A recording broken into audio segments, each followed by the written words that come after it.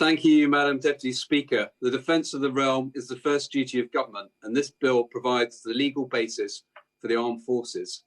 And in 3 years advising the then Defence Secretary, I had the privilege to meet many service men and women at home and around the world, helping to keep Britain safe. And it's in recognition of their unique sacrifices and obligations that we have the Armed Forces Covenant. This pledge from the nation commits to remove disadvantages arising from being a serving or former member of the armed forces, and also to consider whether special provision is justified for those who given the most. So I warmly welcome the new duty on public bodies to have due regard to the Covenant's principles when providing housing, education and healthcare.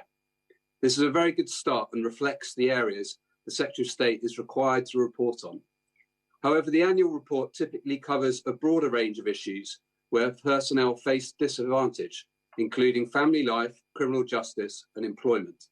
So I encourage the government to broaden the scope in due course, and I hope the Minister will reassure the British Legion and others that the case for adding further areas is under active review. And while I support the public bodies subject to this duty, the bill would be improved by including government departments who determine policy, allocate resource or provide national guidance to other delivery bodies. I know how committed ministers are to the Armed Forces Covenant, and a legal duty would help ensure that it's properly adhered to. Clearly, it also needs to be enforceable, and judicial review is expensive and slow, so it'd be helpful to clarify that the local government ombudsman and other bodies will have responsibilities for enforcement. During my time at the Ministry of Defence, I helped instigate the Service Justice Review in 2017. And I did so because I was concerned about the transparency, fairness and efficiency of the system and the impact on service personnel who had been let down. And the government's rightly accepted many of Sean Lyons' proposals to improve the system. However, I am concerned that it has not accepted his first recommendation that court-martial jurisdiction should no longer include murder, manslaughter and rape when offences are committed in the UK, except with the consent of the Attorney General. That is the approach that other countries have adopted, including Canada, New Zealand and Australia.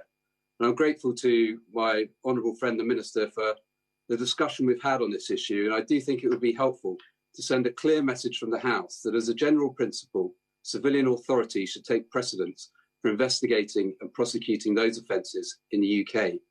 This is about giving confidence to victims to come forward and also for public confidence.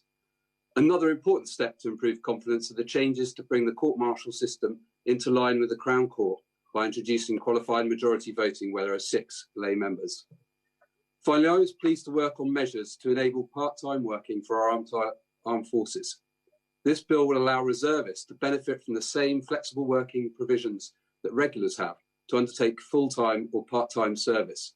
Churchill called reservists twice the citizen, and this is very much a welcome move.